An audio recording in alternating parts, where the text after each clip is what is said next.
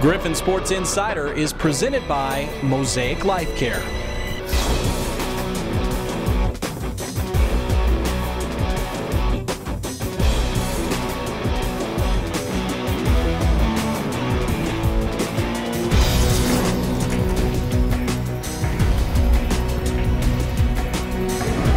This week on GSI, we'll sit down with PGA Tour member and Griffon alum Brice Garnett, and we'll go up top with the first place volleyball team in the MIAA. They reside right here in St. Joe. GSI starts right now. Hello and welcome. Those stories in a bit, but first, the jungle comes to St. Joseph this week, Brett Esely. Ready for it. I'm ready for it. You're ready for it, and everyone's ready for it. A battle of top 25 ranked football teams. 3-1 Missouri Western, 3-1 Pittsburgh State this Saturday night at Spratt Stadium. Yeah, the Gorillas coming off a stunning loss. The Griffons coming off a dominating win, and they did that in front of a national TV audience. Thursday night, Missouri Western under the lights on national TV in a historic showdown. First ever Griffon football game in the St. Louis area. First ever meeting with Lindenwood. It would be a rough night for Lindenwood. Early first quarter, Lions driving, quarterback Dylan Miller throwing, finds a wide open Steven Juergens. Only problem is Juergens is a Griffon. His first pick of the year, he returns at 29 yards. Western would turn it to points. TJ LaFavre getting his second start at quarterback, hits Brandon Clark, who stays on his feet, goes 15 yards for the score. Western on the board at 7-zip. It would stay that way until the second quarter. Lindenwood trying to get back in this thing. Different quarterback, this time different result. Graham Lindman hits Marvin Bird, and there are no Griffons around Bird. He's taking flight. 66 yards for the score. PATs missed, so Western holding a 7-6 lead. Lindenwood's next offensive possession also results in a touchdown, but this is a gift-wrapped hand-me-down of the Griffons. Bad snap. Ball headed to the end zone. Linebacker Kirk Rezegi falls on it. That's an easy 6 points. Western takes a 14-9 lead to halftime. Third quarter, the Griffons' two-quarterback system becomes a single quarterback. LaFavre out with his second concussion in 3 games. This one happened early in the game, but no one was aware until this point. So enters Skylar Windmiller, his first series of the second half. He leads the Griffons in a field goal range. John Schmiemeyer, 50-yard attempt.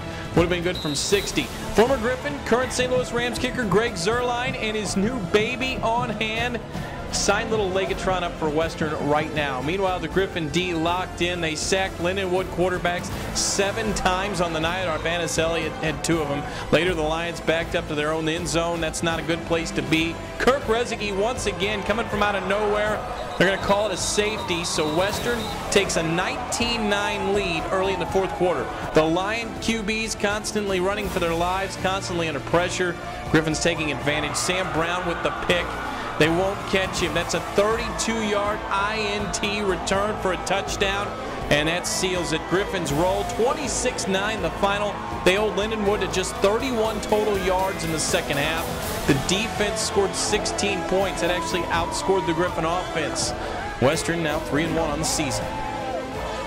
Our defense playing well. Right now we're playing well. We've got 4 touchdowns in 4 games, and that's what you got to look at. 4 touchdowns in 4 games as a defense. And joining us now, head coach Jerry Partridge. Feels like we played like 2 weeks ago. Kind of. You love Thursday games too, by the way, don't you? Yeah, I do now. Yeah, you do now. I hated it last week. I like them now. And certainly, when the game is over and you've won, it is a great feeling to know that you got a little extra time to get yourself back, recharge, and get ready for the next opponent. Defensively, you are tops in the MIAA in takeaways. The fact that your defense outscored your offense last Thursday night, that kind of sums up the identity of this football team right now, and the high level that the defensive side is playing on. I don't know if we outscored them per se. Yeah, the points result of defensive plays, but the field position was set up by offensive drives. And so, well, usually when we're talking about that completely reversed. So, yeah. But we've been opportunistic. We've made some plays. We've scored some points. We didn't play very good as a football team in the first half, but I think both sides of the ball played well. Second half, I think we held them to negative yards until the last drive, I think, and played tremendous defense in the second half. It had a little bit to do with their execution on Lindenwood's part, but our kids played well. And then offensively, we moved the ball, but we keep shooting ourselves in the foot, and there's a little bit of a confidence issue right now that we got to get through. Sure. We gave our player of the game to Kirk Rezegi, and ultimately the MIAA thought he played well too. Their defensive player of the week. He recovers a fumble in the end zone for a touchdown. The safety, and you didn't even think he played that well in the first half. Just talk about his. No, he played terrible in the first half. He knows that. We've told him that, but he's. But he bounced back, and he came back and played well and played, really made some big plays. And he's a great athlete. That's physical, has all kinds of tools and skills, and it's fun to watch him. We found him a place where he can really excel, and it's fun to watch him start to really take off. We joked last week that this 2-quarterback system, that the guy that doesn't start plays better. Well, that kind of played out again last week. But TJ Lefevre, who you started, left the game for the second time in 3 weeks with a concussion. What's the update there, and what's the concern there? That's not a good thing. Well, obviously. Concussions are always a concern, but I think multiple concussions within the same year, it depends on how big a concussions are too. A lot of times there was no unconsciousness, that helps a little bit, but certainly all the symptoms are there, and so we're going to take our time. Hopefully TJ's well-being is the most important thing, and him getting better, feeling better, and then we'll go from there. Is it Skylar then from here on out? It'll be Skylar this week. I think there's no doubt about that. We've talked about the offensive line. We've talked about the quarterback. Group we really haven't talked that much about is the receiving core. Talk about how you think they're playing. Need to play better. They've made some plays. Stefan made a couple nice plays the other day, and I think D. Tolliver caught a good ball. But there was too many drops last Thursday night, and we're on them about their blocking against UCO. But I thought Thursday night they dropped the football, and sometimes we're gonna start passing the football to move this football and to become a better offense, because right now Raphael's playing really, really hard and getting a lot of yards. So we got to start catching the ball. We got to start protecting, and then in those times, when the quarterback executes, we got to get it done. I think the quarterback's play is going to keep getting better and better and better. The rest of them got to jump with it. Now the defense has been there. The offense will have to be there a little bit more if you have a chance to win on Saturday. We'll talk about Pittsburgh State coming from the jungle to St. Joe when we come back. If change never happened, how would life take flight? How would our days unfold? At Heartland Health, we believe change can be beautiful. That's why we're changing our name to offer you even better care. Care that keeps up with the changes in your life and the moments that matter most. Heartland Health is becoming Mosaic Life Care. It's more than health care, it's life care. Visit us online to learn more.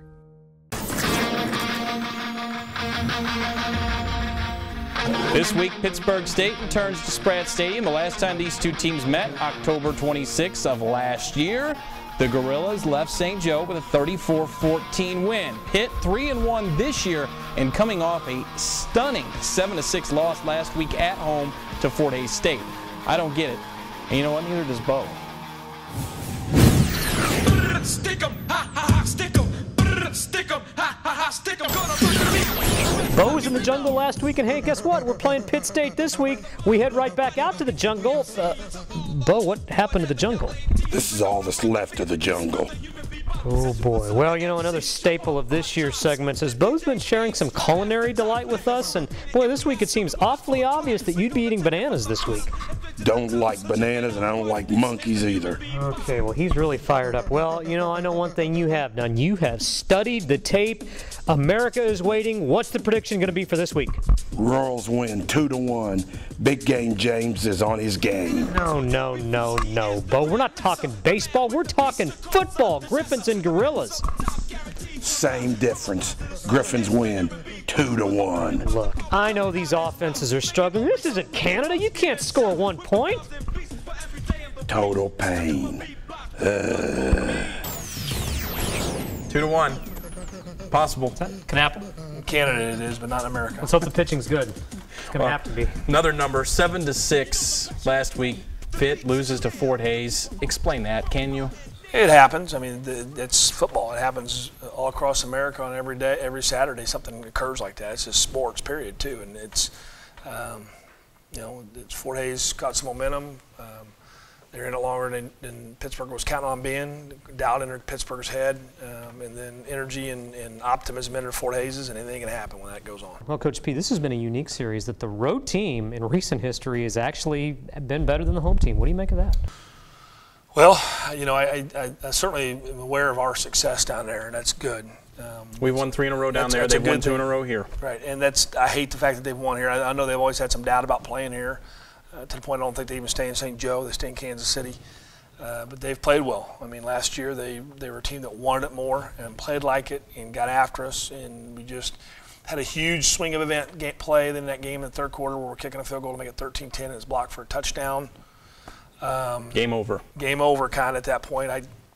as you know, I thought it was the offsides, but and then the one before that was their national champion team, and we're starting an experienced quarterback, and we didn't play very well, and they got after it, and we helped escort the John Brown era into fame with a return for a touchdown to start the thing, and so they've played well here recently, and we've played well there, and that's what's happened. Well, offensively, certainly the numbers suggest, and the video suggests they struggled last week, but they've got some nice parts, and it all starts with their quarterback, 3 years starting on Abinoa. Yeah, I think Anthony Abinoa is a good football player. I think he's a big kid, throws it really, really well, runs effectively enough, and they're going to run him with it. It's the same offense they've been running for a while, and they try to, play Jedi mind tricks with your eyes and get you thinking different things, and they got good running backs, and they've always got big linemen, and they catch the ball well. Did Hayes expose their offensive line a little bit last week? Is that what you're seeing? I think Hayes took it to their offensive line, but I don't know if it exposed it per se. I think that, I felt coming in last year, I wasn't sure that they were going to be a physical line, but they got after us last year. I know you've seen a lot of their defense as well, a lot of big physical guys. They've got some good players on that side of the ball, don't they? Yeah, they're really good. I mean, the linebackers are really good. They got big, tall, lanky DBs. They got some D linemen that play good, and they rotate a lot of people, and we got to take advantage of when those backups are in there. We got to make some plays because it's going to be very difficult against those starters. This could be a low-scoring game. Well, I hope the Pittsburgh Gorillas are low-scoring and hope we score some points. And I'd like to hope that we can get into the 20s somewhere and have a chance, but they haven't given up double digits yet this year, so it's going to be difficult. That's true. They lead the league in points allowed, just 3.6 per game. You're second at 11 per game. They've shut the run down. They've shut the passing game down. 7 interceptions for them. That's second in the league. 8 interceptions for you. That's first in the league. Kind of similar. Yeah, I think they're probably just a little better. Dave Weimer's our D coordinator, does a great job, and they've always played good on defense, and this year's no exception. They're even better. Well, when you look at our offense, we've played 4 games now, obviously. How concerned are you with what you're seeing? I know you feel like this is an offense that's going to get better every week. Just where are you at with it right now? Concerned, but yet optimistic. I think that we still haven't played the way we need to play yet. We've got to keep getting better. The passing game has to start to develop a little bit, and it's more just a quarterback. We've got to protect, and we've got to catch it. When you mention a confidence issue, and really you don't gain the confidence until you start scoring some points, it will, right? I think there's that, including the coaches right now, there's that doubt, and what's going to go wrong on this drive thing is a mentality there that we've got to erase and start thinking positively and start cashing it in. What do you make of the MIAA this year? Every year we talk about this league. It's the best in D2, best in America, in Division II, SEC, and whatnot. And every year we say, oh, there's parity, and then there really isn't. There's parity this year. There's some strange things that have happened score-wise and matchup-wise this season already. You're Northwest 4-0, everybody else 3-1, basically. Well, there's several 3-1s, there's several 2-2s, there's some 1-3s and 0-4. So I don't know. If you start seeing everybody start hovering around 500, then you got it. But every year I say it's going to be a year where it's going to be a jumbled mess. But this could be. There's no comparative scores. You cannot compare. It could be, but Northwest seems to be the class right now. They're playing really well, so it's going to be hard to head them off. And I do think Pittsburgh won themselves last Saturday. They're pretty good. So we'll see. We just got to worry about the game we got in front of us and keep moving forward. Well, there's one thing that's always moving forward. There's one and always moving forward. It's time for Esely's Tantalizing Trio. This week dessert is pumpkin spice cake with a little drizzle on top. We got that. We've had that here recently. But I am going to say this: if there is another Royals question or a Chiefs question in this Tantalizing Trio, I'm going to slit my wrists right now because it's just repetitive. I'll bet you. Who cares? Well, who cares? We are near Kansas City. We're not near St. Louis. That just kind of leads me to my first question. Jerry Partridge, we have a right to be this way. Do you remember where you were October 27th of 1985? Yeah. That was Game 7, right? It was Game 7, absolutely. I do believe I was watching it with my, that is my wife now, who was my girlfriend at the time. So it was a great celebration. There you go. It was a good feeling. Watching it at home, watching it at the stadium? I think I was either I was either at my apartment or her dorm room. I can't remember which. Boogies, Eats, and Drinks, former Griffon hangout. No, that was back when. That was actually before. I was before that. Okay. Secondly, it's the calendar now officially says fall. What is your favorite fall activity other than football? Other than football? That's all I do. I don't know. Is there anything else I can't? He has nothing else. A walk in the woods. He loves a nice walk. I like walking on the trail. He does it a lot. Stroll. You stroll. There's a walk. There's a place. And finally, we've been down this road with you before, but I'm going to ask it a different way. We're talking about tailgating, fall, football. We've asked you to bring meat to the tailgate party, and you've given us the normal burgers and dogs. If you're asked to bring the side, what are you bringing?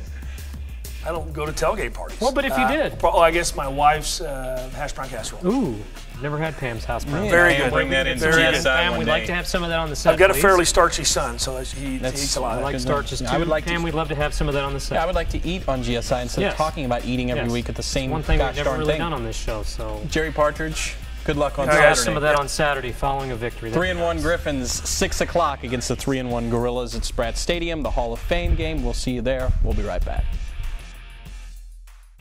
Won't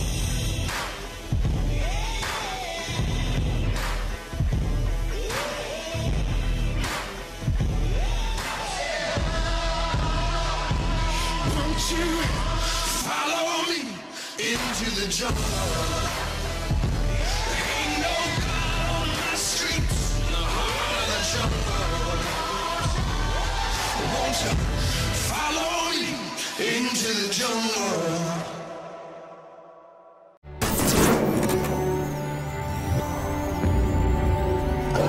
This weekend marks Hall of Fame weekend at Missouri Western. 3 individuals, 1 team will be enshrined as the class of 2014. The 1994-95 women's basketball squad went 31-3 and made the Elite 8 under now current K-State head coach Jeff Mittie. Individually, Darrell Wright was a member of one of the greatest men's basketball teams in school history in that same 94-95 season. In his lone year at Western, Wright was a first-team All-MIAA performer as a 6th man for the Griffons. Also part of the class, football player Mitch Mason. Mitch Mason, one of the best defensive backs in Griffon history, and the late John Chavez, who was a standout track and field athlete in the early 60s for St. Joseph Junior College. Chavez was involved in the sport in St. Joe as an athlete, an educator, and coach until his death in 2013.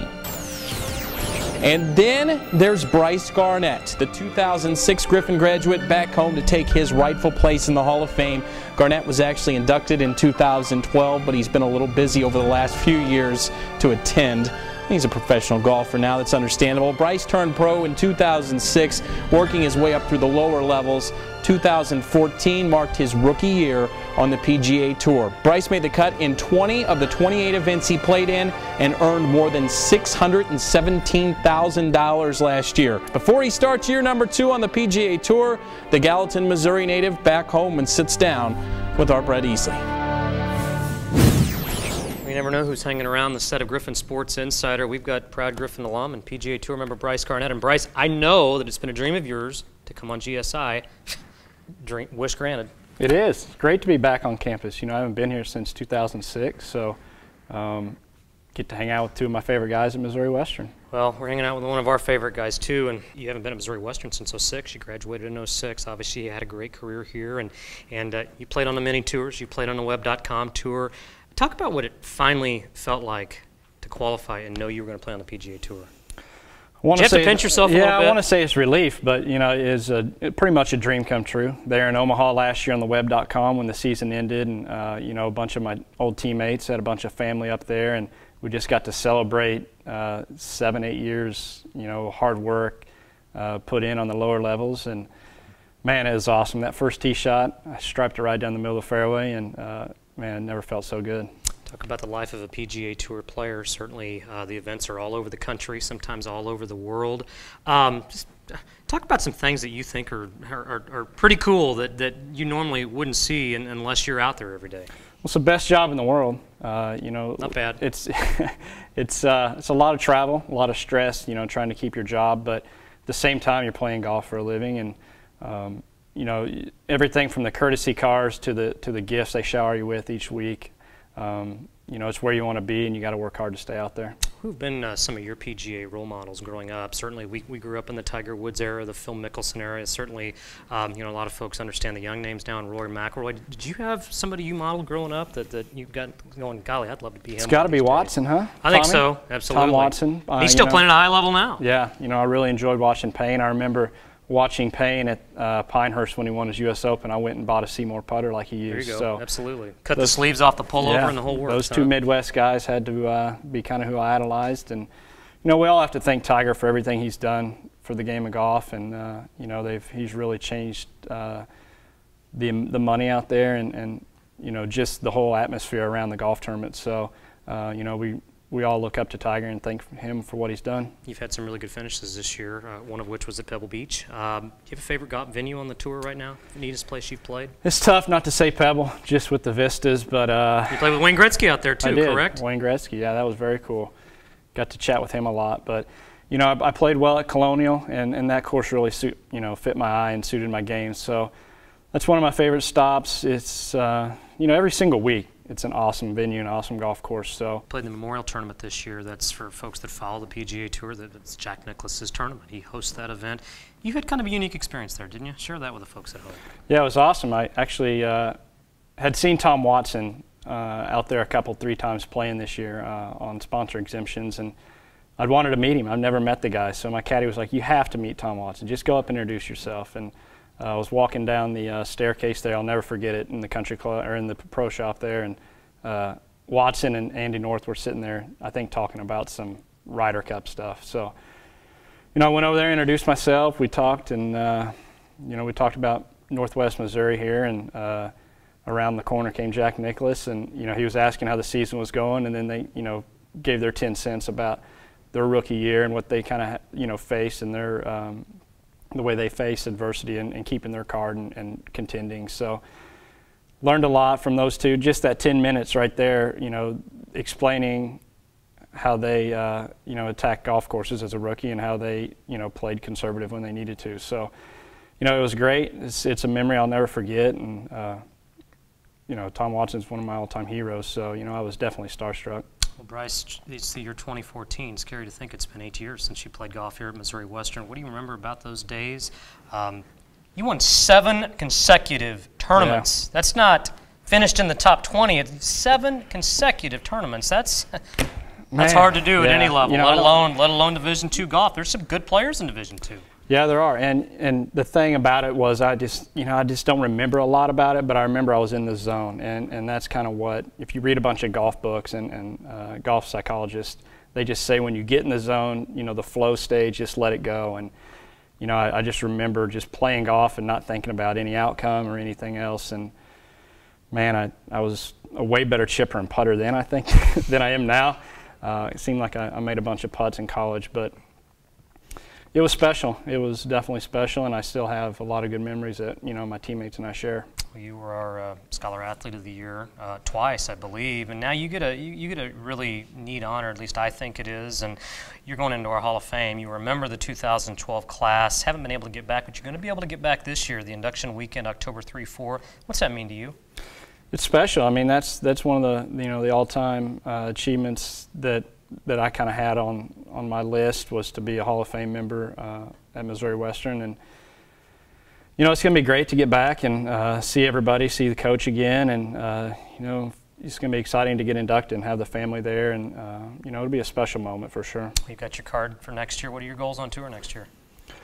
Well, number one is always to keep my job. Sure. So, but I'm going to feel way more comfortable. I just know I'll feel more comfortable each and every week, and knowing where the locker room is, or where the parking is, or where the dining is. That kind of stuff this year kind of threw rookies for a loop. So I'm going to feel way more comfortable. I'm looking to not worry as much about where my position is on the FedEx Cup, knowing that I get in any tournament that I want next year. So I'm just going to go play hard and try to not wear myself out and see where we end up. Whether it be somebody picking up the game for the first time, whether it be one of our golfers here at Missouri Western, or whether it be an amateur golfer, what's a piece of advice you would give them to be able to achieve their goals and to make it on tour? If you were to pick one. It has to be patience, I think. I think it's a very hard game if you just let your mind get in the way, and you just have to be patient and just take whatever golf gives you. So, I took the long road to get to the PGA Tour, and there's no timetable on, when you're going to start playing good golf. So just stay patient and have fun with it. Finally, this may be tough for you. It may not be tough for you, and it's going to break a little bit of format. Certainly, say you were playing head-to-head against somebody, PGA Tour, any level of golf. You could have one match for all the marbles. Who would you want to play against? For all the marbles? All the marbles. I guess you got to go number one in the world, don't you? Don't you? If you take him down, then Absolutely. It's Rory McIlroy right now, correct? Yeah, I think I got to take on Rory. There you go. There you go. Well, I may regret that, but this is no, not at all. You got to shoot high. You got yeah, absolutely. And you have.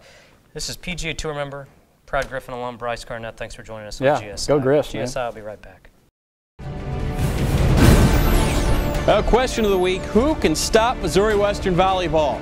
Can't answer it? Neither can anyone else. The Griffons are white hot, an 11-3 record, winners of 5 straight, tied for first place in the MIAA. Their latest win coming last Saturday on the road at previously unbeaten Central Oklahoma. With more, we check in with the voice of the Griffons, our Dave Rigger.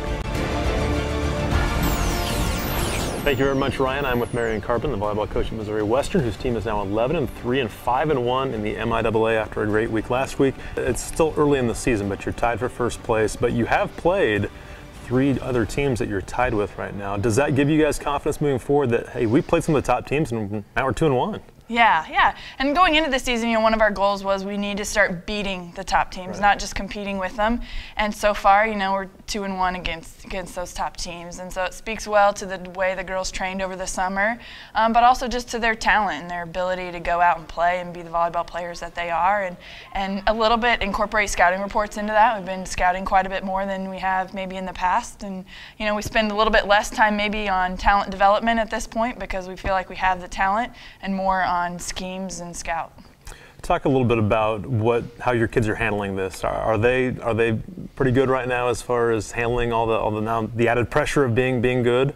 Yeah, I think they're definitely loving the attention of being 5-1 and top in the conference, and but I think also that it's a little bit of pressure, especially with weekends like the one we've got coming up against SBU and Pitt State, teams that everybody probably thinks that we should beat, and going out and executing against those teams is almost sometimes harder than against the big dogs when everybody's got high energy. So how we come out and perform this weekend will be kind of telling in terms of how we handle that pressure. You mentioned you had to come back against Northwest Missouri State. Well, against Central Oklahoma, you kind of did the same thing in the 4th set, but you had to hold them off when you had a lead and then eventually get the win. You mentioned earlier in the week that you've won a lot of different ways, and that's probably really good moving forward, isn't it? Yeah, it is. I think it'll give us experience and just confidence going forward that we can win whatever it takes. If it takes a come from behind, we can do that. We've been there, done that. On days when we're ahead and we need to keep our lead, we can do that. It will help later, just confidence-wise. And how big is this weekend? You mentioned it. These are teams that are below you in the standings, so again, it is a big week, but it sometimes can be a challenging week too. Yeah, I think Southwest Baptist is a good team. They've taken some sets off of top teams in the conference, maybe a little bit like we were last year, that they can compete with the big dogs, but pulling off wins will be challenging for them. And I have no doubt that against them, if we play our very best, that we're the better team. But it's who's the better team on the night that we play. And so Friday we'll have to play our best. And then Saturday against Pittsburgh, they're very talented. They've got, the returning MIAA Freshman of the Year, Maddie Mosier, on their team. And so she'll be somebody we'll have to shut down. She's much more athletic of a hitter than any we've probably seen to date. And we've played against some of the top hitters in the conference already. So we'll have to make sure that we're prepared for what she brings that might be different than what we've seen before. That is Marion Carbon, the volleyball coach at Missouri Western, as the Griffons get 11-3, 5-1, tied atop the MIAA right now. I'm Dave Rigger. Let's go back to you guys.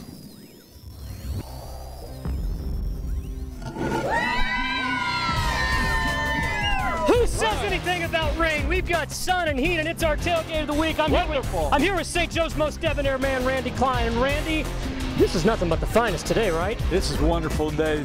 No rain, lots of sunshine. It's actually kind of hot. Well, the weather's good. I'm talking about the food. What'd you have to eat today? What did these guys cook? Food is wonderful. We had pulled pork. We had brisket, barbecue brisket, about 20 different dishes of desserts and cheese dips, macaroni, you name it. It was wonderful. Now, you know me, I like side items. What's your favorite side item over there?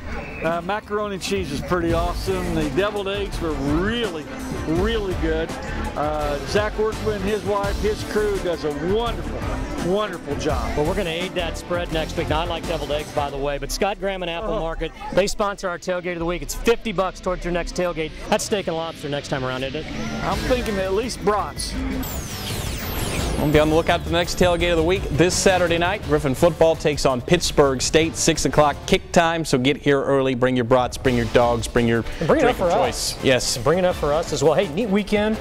Obviously with Hall of Fame weekend, a lot of good volleyball going on. It all culminates Saturday night, 6 o'clock with Griffon football. Hopefully another big victory. We'll see you all here this weekend. As always, folks, we're gold. Go Griffs.